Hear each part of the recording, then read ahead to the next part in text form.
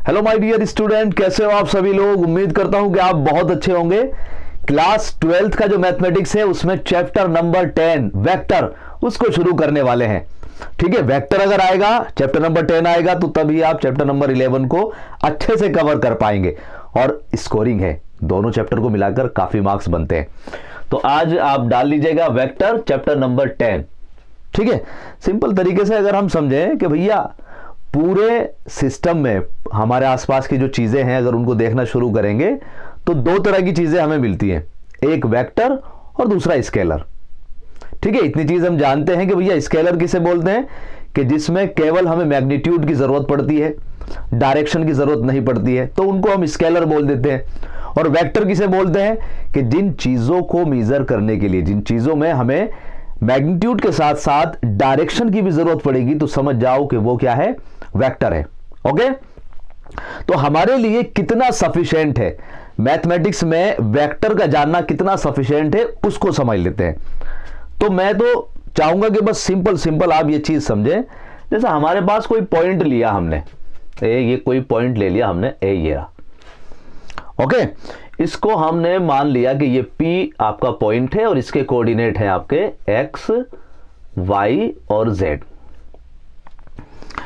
अब ये जो पॉइंट लिखा है मैंने X, Y, Z जो है ये कार्टेशियन फॉर्म में है। ठीक है, अब इसको अगर मैं वेक्टर फॉर्म में रिप्रेजेंट करना चाहूंगा तो मुझे क्या करना पड़ेगा, इस पॉइंट की पोजीशन बतानी पड़ेगी, डायरेक्शन बतानी पड़ेगी कि ये पॉइंट किधर की साइड है, और किसके रेस्पेक्ट में बतानी पड़ेगी, ओरिजिन के रेस्पेक्ट में। तो हम क्या करते हैं, अगर इसको, ये कार्टेशियन फॉर्म में है अभी, इसको क्या बोल रहे हैं हम, कार्टेशियन फॉर्म। कार्टेशियन फॉर्म है ये हमारे पास, है ना। सारी चीजों को हम इस तरीके से लिखते आए हैं। अब अगर इसको वेक्टर में बनाना है तो हमें क्या करना पड़ेगा, सीधा सीधा यहां पर हमें 0 पॉइंट लेना है। O पॉइंट लिया, 0 0 और 0 उसके कोऑर्डिनेट है। तो इस पॉइंट की इसके अकॉर्डिंग जो है पोजीशन डिफाइन कर लेते हैं, इन दोनों को मिला लेते हैं भाई हम, और ये O से P की तरफ इसका डायरेक्शन लगा लेते हैं। तो अगर इस पॉइंट को, ये जो सिंपल सा आपका पॉइंट है, इसको मैं वेक्टर में डिफाइन करना चाहूं तो वेक्टर में मुझे क्या लिखना पड़ेगा, इसको लिखना पड़ेगा OP, और इस पर ये एरो बना देना है, जो वेक्टर का नोटेशन है हमारे पास। ठीक है, ये जो OP बना ये क्या कहलाएगा आपका, ये position vector of P। Okay, और इसको कैसे लिखना पड़ेगा, इसको लिखना बड़ा आसान है, इसको ऐसे लिख देते हैं OP that is equal to, अब ये जो कोऑर्डिनेट है आपके पास X, Y, Z, बस इसमें I cap plus Y into J cap और plus Z into K cap, बस ये लगा देते हैं। मतलब जो भी आपके पास पॉइंट होगा उसमें I, J, K लगा देना। ये पॉइंट सिंपली पहले कार्टेशियन में होगा, वो सीधा सीधा आपका किस में कन्वर्ट हो जाएगा, वेक्टर में कन्वर्ट हो जाएगा। बस इतनी सी बात आपको आनी चाहिए। ठीक है, अभी ये I, J, K क्या है ये आगे हम इसको समझेंगे आराम आराम से। लेकिन अभी यहां पर अगर मान लेते हैं जैसे कि ये P पॉइंट था, इसको कोई नाम दे देते हैं, जैसे OP है ना, इसको हम बोल देते हैं कि ये आपके पास क्या है, एक R वेक्टर है। आप बहुत देखने को मिलेगा आपको R vector that is equal to X I के प्लस Y J के प्लस Z के। समझ आई बात। तो अभी हमें बस इतनी सी बात समझनी है कि अगर कोई पॉइंट होगा, उस पॉइंट के जो कोऑर्डिनेट हमारे पास होंगे उनके आगे I, J, K लगा देंगे, तो वो पॉइंट जो कार्टेशियन में था अब वो किस में कन्वर्ट हो जाएगा, आपका वेक्टर में कन्वर्ट हो जाएगा। ओके, इसके बाद क्या होगा, वेक्टर के बाद जैसे कि ये आपने पॉइंट लिखा है कि अगर मैं इस पॉइंट को यहां पर देखूं तो मैं इसकी एक डिस्टेंस मेजर कर सकता हूं। जैसे कि ये पॉइंट को अगर मैं देखूं कि भाई अभी O से इसकी डायरेक्शन P की तरफ जा रही है, O से P की तरफ ये जा रहा है, मूव हो रहा है। लेकिन अगर मैं ये डिस्टेंस की बात करूं कि भैया ये पॉइंट O से कितनी दूर है, समझ लो, तो ये क्या हो जाएगी आपका, इसको बोलते हैं मैग्नीट्यूड। तो अगर हम मैग्नीट्यूड की बात करें तो मैग्नीट्यूड क्या है, मैग्नीट्यूड उस पॉइंट की ओरिजिन से डिस्टेंस हो गई एक तरह से। ओके, तो यहां पर इसको मान लेते हैं, सपोज करो हम R मान लेते हैं, या R को ऐसे करके दो डंडे के बीच में रख लेते हैं, तो ये क्या हो गया, मैग्नीट्यूड ऑफ R वेक्टर।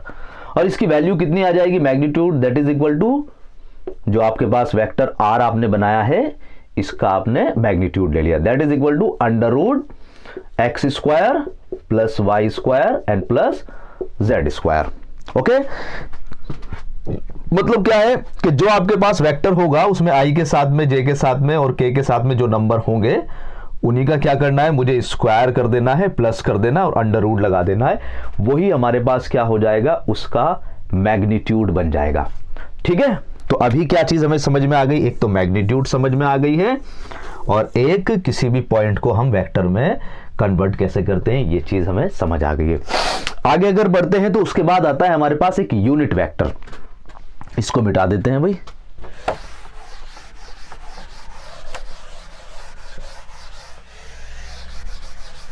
अब देखो यूनिट वेक्टर का क्या है भाई,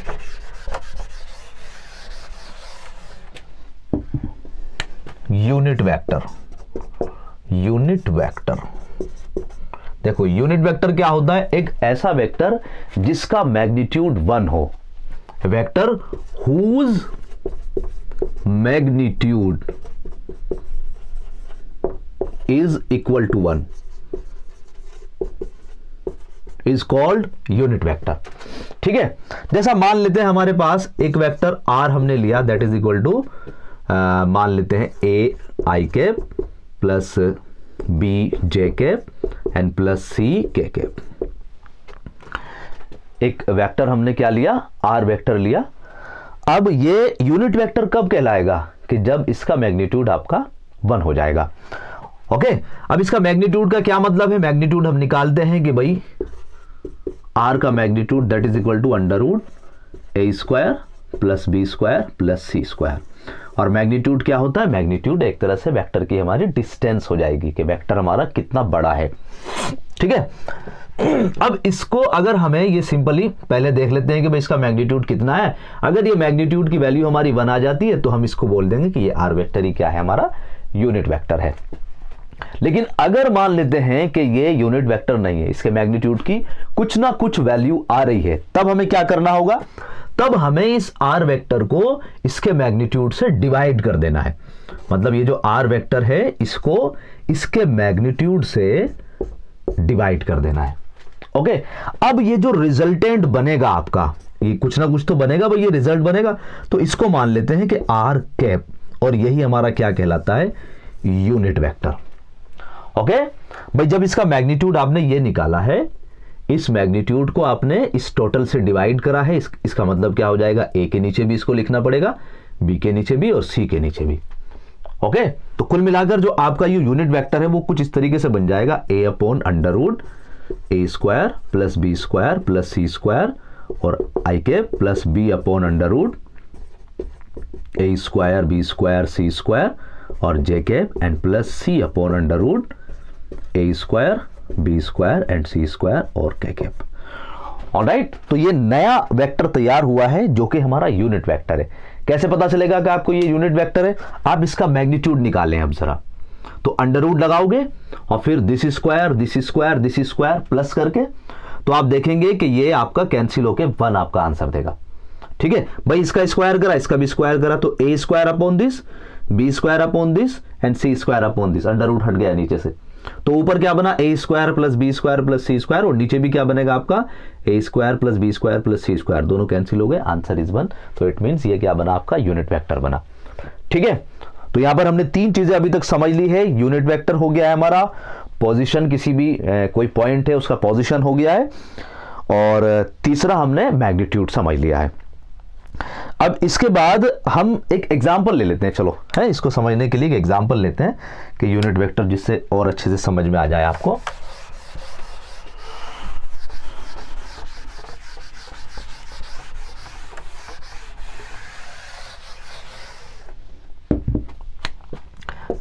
एग्जाम्पल के लिए हमने मान लेते हैं एक ए वेक्टर है जिसका जो है हमारे पास आई वेक्टर प्लस जे वेक्टर प्लस के वेक्टर, कुछ भी ले लीजिएगा, है ना, ये एग्जाम्पल के लिए लिया। और उसने बोला कि इसका फाइंड करना है आपको यूनिट वेक्टर, इसका यूनिट वेक्टर आपको बताना है। तो इट मींस आपको ए कैप जो है वो फाइंड करना है।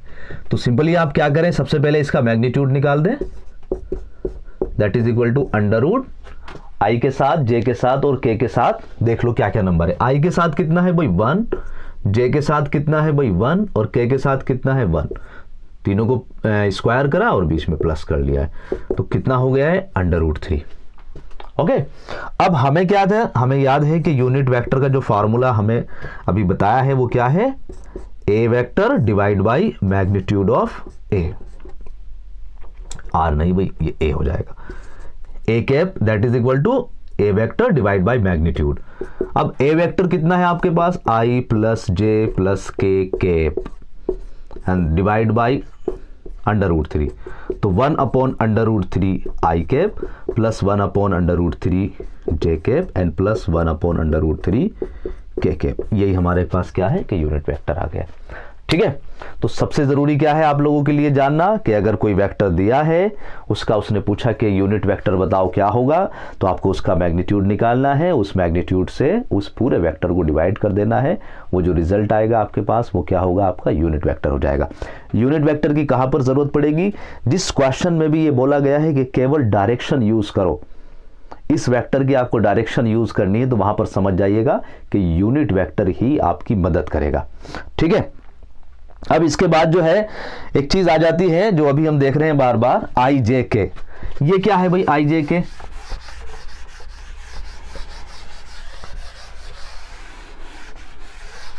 देखो भाई ये आई जे के क्या है, ये यूनिट वेक्टर ही है।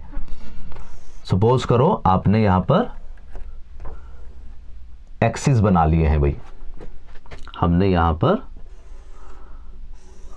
ये आपका x एक्सिस हो गया है और ये आपका y एक्सिस हो गया है। ठीक है, x और y एक्सिस हो गया। अब यहां पर z एक्सिस कैसे होगा, z एक्सिस इन दोनों के परपेंडिकुलर इस तरीके से।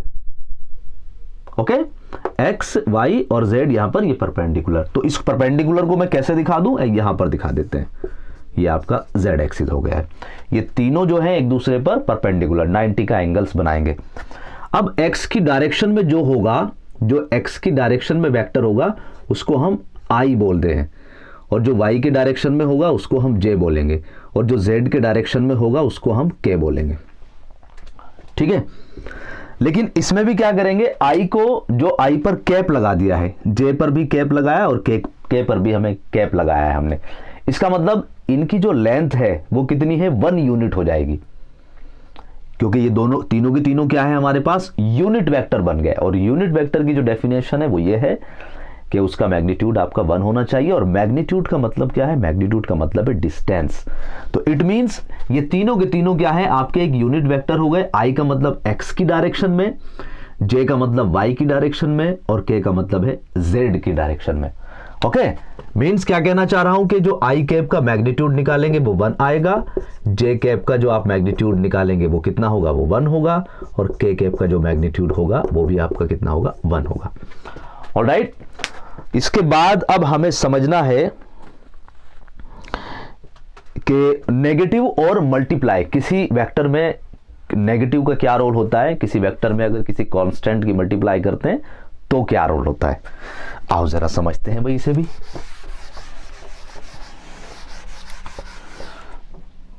देखो, अगर नेगेटिव की बात करें, नेगेटिव किसी वेक्टर में वो क्या रोल अदा करता है, अगर किसी वेक्टर का नेगेटिव निकालते हैं, जैसा मान लेते हैं आपके पास एक वेक्टर ये O से यहां पर ये A पॉइंट लिया आपने और OA कोई वेक्टर बना दिया O से A की डायरेक्शन में, और इसको नाम दिया आपने A वेक्टर। ठीक है, अगर मैं इस पर नेगेटिव लगा देता हूं, अगर मैं इस पर नेगेटिव लगा देता हूं O A, और यहां पर मैंने माइनस के A वेक्टर लिखा, तो अब मेरी डायरेक्शन चेंज हो जाएगी। अभी तो यहां से O से A की तरफ जा रहे थे, अब आप A से O की तरफ जाना शुरू कर देंगे। समझ गए हो आप? डेफिनेटली आपको बात समझ में आ गई होगी कि नेगेटिव का केवल इतना सा रोल होता है कि अगर आप सीधे जा रहे हैं तो आप उल्टा चलना शुरू हो जाएंगे। ठीक है, लेफ्ट जा रहे हैं तो राइट, राइट जा रहे हैं तो लेफ्ट, आगे जा रहे हैं तो पीछे, पीछे जा रहे हैं तो आगे। ठीक है, इसके बाद होता है कांस्टेंट का मल्टीप्लिकेशन। अगर किसी कांस्टेंट की मल्टीप्लाई करते हैं तो उससे क्या प्रभाव पड़ता है, मल्टीप्लिकेशन ऑफ कांस्टेंट। तो कांस्टेंट का अगर मल्टीप्लाई करते हैं तो क्या फर्क पड़ेगा। सपोज करो हमारे पास ये कोई ए वेक्टर है भाई, यहां से यहां तक, ठीक है, डिस्टेंस याद रखना भाई। अब मैंने क्या किया, इस पर 1/2 की मल्टीप्लाई कर दी। अब 1/2 का मतलब है कि जो ए वेक्टर था वो आधा हो गया है। इसका मतलब क्या है कि अगर किसी कांस्टेंट की मल्टीप्लाई कर देंगे तो केवल और केवल वेक्टर की लेंथ पर फर्क पड़ेगा, डायरेक्शन एज इट इज रहेगी। वो तो नेगेटिव और पॉजिटिव का रोल होगा अगर नेगेटिव की मल्टीप्लाई करेंगे, लेकिन अगर किसी कांस्टेंट की मल्टीप्लाई करेंगे तो या तो वो वेक्टर बड़ा हो जाएगा या फिर छोटा हो जाएगा। तो यहां पर बिल्कुल साफ दिख रहा है कि जो ए वेक्टर था वो घटकर हाफ वेक्टर रह गया। तो जितनी लेंथ यहां होगी यहां से यहां तक, वो उसकी आधी रह जाएगी बस। समझ गए? यहीं पर लिख देता हूं इसको, है ना, बात समझ में आ गई होगी। जैसे मान लेते मैंने कहा कि भैया 3a वेक्टर बनाया हमने, 3a, तो 3a का क्या मतलब हो गया कि जो लेंथ ये थी उसका 3 टाइम हो गई है। तो आई थिंक ए मान लेते हैं ए, ये रहा, इससे 3 गुनी। समझ पा रहे हो? अप्रोक्सीमेटली वो 3 गुनी आप खुद आराम से कर लेंगे। मेजर मान लेते ये 2 सेंटीमीटर है, तो ये कितनी हो जाएगी आपकी, 6 सेंटीमीटर हो जाएगी। इसके बाद क्या होगा कि आपको कुछ चीजें और समझनी है जो आपको थोड़ा बहुत छोटे जो क्वेश्चन होंगे एक एक नंबर में वहां पर हेल्प करेगी, वो भी डिस्कस कर लेता हूं। और फिर एक्सरसाइज जो होगी आपकी बहुत आसान से है, इजीली आप कर सकते हैं, जरा सी भी कोई दिक्कत नहीं आएगी एक भी क्वेश्चन में आपको। लेकिन इसमें क्या है, थोड़ा सा कॉन्सेप्ट थोड़ा ज्यादा सा है, अलग अलग है, डिफर है। वैसे तो एक दूसरे से रिलेटेड है, आप चीज ऑब्जर्व करेंगे, आप स्टार्टिंग से समझना शुरू करेंगे तो चीजें आसानी के साथ आपको समझ में आनी शुरू हो जाएंगी। ठीक है, एक दूसरे से लिंक है। एक आपको वर्ड एक होता है कि जीरो वेक्टर, आप अब इसके नाम से ही समझ जाएंगे आप। जीरो वेक्टर कुछ भी नहीं है लेकिन वेक्टर है, मतलब एक हल्का सा डायरेक्शन मिल रही है। जीरो वेक्टर बस डायरेक्शन मिल रही है, लेंथ कुछ भी नहीं है, जीरो। इट मीन्स बस केवल एक ये पॉइंट है, है ना, ये ऐसे करके बस ये पॉइंट, ये क्या है आपका जीरो वेक्टर, कि जिसका मैग्नीट्यूड जीरो हो उस वेक्टर को हम क्या बोलेंगे, जीरो वेक्टर बोल देंगे। को इनिशियल वेक्टर क्या होगा, इनिशियल से आपको समझ में आ रहा होगा स्टार्टिंग। तो यहां पर देखो, को का मतलब होता है एक तरह से सेम, ठीक है, और इनिशियल का मतलब है स्टार्टिंग, के वो वेक्टर, 2 या 2 से ज्यादा वेक्टर जिनके स्टार्टिंग पॉइंट सेम होंगे। फॉर एग्जांपल जैसा मान लेते हैं यहां पर एक पॉइंट लिया आपने और इधर एक वेक्टर बना दिया और यही इसी पॉइंट से एक दूसरा वेक्टर इधर बना दिया, इसको आपने ए वेक्टर बोला और इसको आपने बी वेक्टर। तो ये क्या हो जाएंगे, दोनों के दोनों को इनिशियल हो जाएंगे। समझ पा रहे होंगे, को इनिशियल, स्टार्टिंग के पॉइंट सेम होने चाहिए। इसी के साथ अगर अगला पॉइंट देखेंगे तो वो है आपका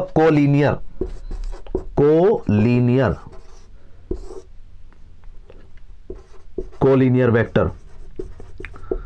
ये कौन सा वेक्टर होंगे आपके, ये 2 या 2 से ज्यादा वेक्टर जो सेम होंगे, लीनियर का मतलब होता है एक तरह से पैरेलल, मान लीजिएगा एक लाइन। तो यहां पर अगर कोई लाइन आपको दे रखी है, ये मान लेते हैं लाइन है, अब इस लाइन के पैरेलल जो भी 2 या 2 से ज्यादा वेक्टर लेंगे वो क्या हो जाएंगे, आपके कोलीनियर हो जाएंगे।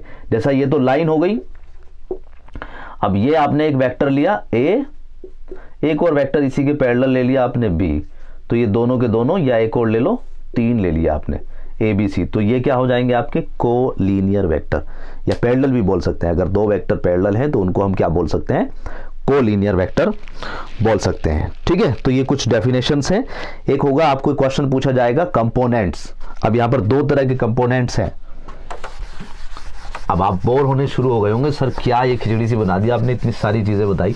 तो देखो, ये आपको जरूरी जानना भी है, एक एक नंबर के क्वेश्चन में ये इंपॉर्टेंट भी है भाई। कंपोनेंट देखो, कंपोनेंट कैसे आप डिफाइन करेंगे, कंपोनेंट डिफाइन करेंगे जैसा मान लेते हमने आर कोई वेक्टर लिया है, a i cap plus b j cap plus c k cap.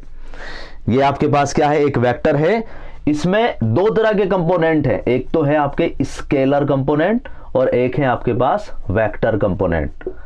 देखो स्केलर में क्या हो जाएगा, आई जे के हटा दो, ये जो ए बी सी है यही आपके स्केलर है, ए बी सी ही आपके स्केलर हो जाएंगे। ठीक है, और वेक्टर में क्या हो जाएगा, आपको आई जे के भी यहां पर इंक्लूड करना पड़ेगा, ए आई के कोमा बी जे कैप और कॉमा सी के कैप। ठीक है, अगर क्वेश्चन में वो पूछता है कि भैया इसके स्केलर कंपोनेंट क्या होंगे, वेक्टर कंपोनेंट क्या होंगे, तो आप इजीली उसको बता सकते हैं कि ये आपके स्केलर हैं और ये आपके जो है वो वेक्टर कंपोनेंट है। इसके बाद एक और कॉन्सेप्ट है, फिर आपकी 2 एक्सरसाइज कंप्लीट हो जाती है, वो है सेक्शन फार्मूला। तो उसको हम करेंगे अगली वीडियो में कवर, क्योंकि वीडियो होती जा रही है काफ़ी लंबी। सीधा सीधा अब चल जाते हैं अपनी एक्सरसाइज पर, कुछ क्वेश्चन कर लेते हैं। पहली एक्सरसाइज बहुत आसान सी है, आप खुद कर लेंगे इसको। दूसरी एक्सरसाइज की तरफ बढ़ते हैं भाई, लेकिन उस दूसरी एक्सरसाइज पर जाने से पहले एक चीज़ मुझे बहुत ज़रूरी आपको बतानी पड़ेगी। वो क्या है कि 2 पॉइंट को मिलाकर वेक्टर जो तैयार होता है वो, वैसे पहले क्वेश्चन की तरफ बढ़ जाते हैं, चलो उसको भी अभी डिस्कस करते हैं।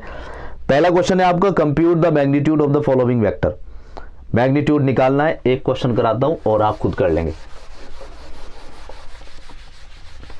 देखो इसमें आपके जो है 3 क्वेश्चन है, ये 3, ए अलग है, बी अलग है और सी अलग है, तो इनके सबका आपको मैग्नीट्यूड निकालना है। तो क्वेश्चन नंबर 1 एक्सरसाइज आपकी है, ये एक्सरसाइज एनसीईआरटी की 10.2। क्वेश्चन नंबर 1 इसमें दिया गया है a is equal to i cap plus j cap and plus k cap. ये एक वेक्टर दिया गया है, इसका मैग्नीट्यूड पूछा है। मैग्नीट्यूड तो निकाल भी लिया था हमने। सीधा सीधा आपने क्या करना है कि magnitude of A is equal to under root I के साथ का स्क्वायर प्लस जे के साथ में जो नंबर है उसका स्क्वायर और के साथ में जो नंबर है उसका square, and that is equal to under root 3 unit. यही आपका आंसर आ गया। ओके, आगे के 2 आप आराम से कर लेंगे। क्वेश्चन नंबर 2 देखो, क्वेश्चन नंबर 2 में उसने क्या बोला है, उसने बोला है right 2 different vectors having same magnitude. 2 अलग अलग वेक्टर बताओ जिनके मैग्नीट्यूड सेम हो। लेकिन अब आपको ध्यान रखना होगा मैग्नीट्यूड निकालते कैसे हैं। जैसा आर कोई वेक्टर है हमारे पास, ए आई के plus b J k and plus c के के, इसका मैग्नीट्यूड क्या होता है? मैग्नीट्यूड आप जानते हैं अंडर रूट ए square plus B square plus सी स्क्वायर। अब मुझे इसको सेम रखना है ना, इक्वल रखना है हर वेक्टर में, तो ये वैल्यू बिल्कुल एक जैसी रख लेते हैं, ए square b square c square, बस इनको डिस्टर्ब कर देते हैं, ए की जगह बी, बी की जगह सी। ठीक है, इस तरीके से। जैसे एग्जांपल के तौर पर आपने लिखा R vector that is equal to 2 I के प्लस 3 जे के प्लस 5 के के। ये कोई वेक्टर आपने बना लिया है। अब इसको जो नंबर है इनको डिस्टर्ब कर दीजिएगा। माइनस भी इंक्लूड कर सकते हैं, माइनस से क्या होगा, बस डायरेक्शन उसकी चेंज होगी, वेक्टर आपका एज इट इज रहेगा। तो यहां पर 3 को पहले लिख लेते हैं, 3 आई के प्लस 5 को इधर लिख देते हैं, चलो 5 जे के एंड प्लस 2 के के। तो जब इसका मैग्नीट्यूड निकालेंगे आप 2 square plus 3 square plus 5 square ऐसे करके आएगा, अंडर रूट लगाएंगे। और जब इसका वेक्टर आप मैग्नीट्यूड निकालेंगे 3 square plus 5 square plus 2 square, तो वो सिमिलर आपका आंसर आएंगे। इट मीन्स ये दोनों के दोनों वेक्टर, इसको आपने R1 मान लिया, ये दोनों क्या है, ऐसे वेक्टर है जिनका मैग्नीट्यूड सिमिलर रहेगा। क्वेश्चन नंबर 2, क्वेश्चन नंबर 3 को अगर देखेंगे आप, right 2 different vectors having same direction. अब यहां पर क्या कह रहा है कि डायरेक्शन आपको सेम रखनी है और वेक्टर आपके अलग अलग हो जाए। तो क्या करोगे आप इसमें भाई डायरेक्शन तो आपको सेम रखनी है, बस आपका चेंज क्या होना चाहिए, मैग्नीट्यूड चेंज होना चाहिए। तो आप क्या करना इसमें, समझ गए आप? लगाओ थोड़ा सा दिमाग लगाकर देखो कि यहां पर क्वेश्चन नंबर 3 में आपको क्या करना है भाई, डायरेक्शन क्या करना है, डायरेक्शन आपको सेम डायरेक्शन रखनी है और उसका जो है right 2 different vector having same direction, मतलब डायरेक्शन सेम रखनी है और मैग्नीट्यूड उसका अलग अलग हो जाना चाहिए। तो आप क्या करेंगे, जैसा कि मान लेते हैं हमने आर कोई वेक्टर बनाया, आई के प्लस 2 जे के प्लस 3 के के। अब इसकी डायरेक्शन आपको सेम रखनी है, ठीक है, और मैग्नीट्यूड चेंज करना है। तो क्या करेंगे, इसी डायरेक्शन में आप इसमें कुछ मल्टीप्लाई कर दो। मान लेते हैं यहां पर आपने 2 मल्टीप्लाई करा और एक नया वेक्टर बना दिया R2 that is equal to 2 I के प्लस 2 जे के प्लस 3 के के। अब किसी कांस्टेंट, अभी हमने सीखा था कि किसी कांस्टेंट की मल्टीप्लाई करने पे वो वेक्टर बस छोटा या बड़ा हो जाता है, डायरेक्शन पर कोई भी फर्क नहीं पड़ेगा। डायरेक्शन कब चेंज होगी, जब उस पर माइनस इंक्लूड कर देंगे, इधर की साइड जा रहा है तो वो फिर इधर की साइड हो जाएगा। अब यहां पर क्या हुआ कि जो आर पहले था, जो डायरेक्शन आर की पहले होगी वही डायरेक्शन अब होगी, ठीक है, बस जो मैग्नीट्यूड है वो आपका डिस्टर्ब हो जाएगा, चेंज हो जाएगा। तो फाइनली आपके पास 2i cap plus 4j cap and plus के 6k कैप, ये वो वेक्टर है जो इसी की डायरेक्शन में है लेकिन उसका मैग्नीट्यूड डिस्टर्ब है। ठीक है, आपको ये बात समझ में आई गई होगी। नहीं समझ में आई है तो बताना मुझे, कमेंट करके बताना कि भाई सर ये समझ में नहीं आया है। ये जो नेक्स्ट क्वेश्चन है आपका, ये है आपका क्वेश्चन नंबर 5। देखो भाई आप, find the scalar and vector component of the vector with initial point this and terminal point this. Question number 5। देखो यहां पर इनिशियल पॉइंट है आपके पास 2 1 स्टार्टिंग पॉइंट, और टर्मिनल पॉइंट जो है, जो फाइनल पॉइंट है वो है आपके पास -5 और 7। ये स्टार्टिंग पॉइंट है आपका A और ये टर्मिनल पॉइंट है, ये बाद का पॉइंट है आपका B। अब उसने पूछा है कि इसका आपको स्केलर और वेक्टर कंपोनेंट बताइएगा। तो सबसे पहले आपको क्या करना पड़ेगा, इसको वेक्टर बनाना पड़ेगा। आपने A से B वेक्टर बनानेंगे, AB वेक्टर। AB वेक्टर बनाने का क्या तरीका होता है कि आप B के पोजीशन वेक्टर से A के पोजीशन वेक्टर को माइनस करें, मतलब AB that is equal to OB minus OA।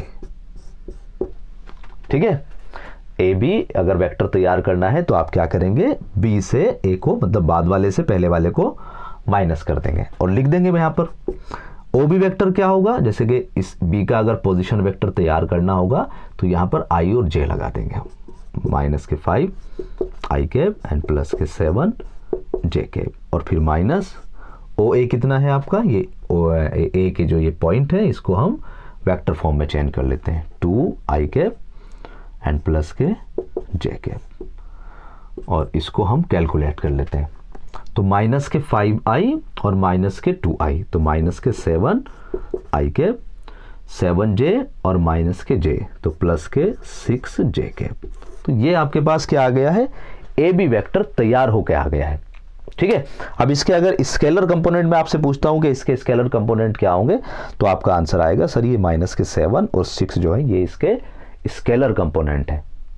ठीक है, और अगर मैं पूछता हूं कि भाई वेक्टर कंपोनेंट क्या होंगे, तो आप कहेंगे सर वेक्टर कंपोनेंट है -7i cap, 6j cap. Okay, तो आज के लिए बस इतना ही कर लेते हैं भाई, है ना, वीडियो भी काफी लंबी हो गई है शॉर्ट करते करते। तो आप ये 5 क्वेश्चन, इसके आगे की भी क्वेश्चन ट्राई करना, है ना। नेक्स्ट वीडियो में जो है ना आगे के पोर्शन को भी डिस्कस करेंगे। कहीं पर भी आपको कोई प्रॉब्लम आ रही है, कोई दिक्कत आ रही है, आप कमेंट करके ज़रूर बताएं। इस वीडियो में इतना ही, अपना ख्याल रखें। God bless you, thanks for watching, bye bye.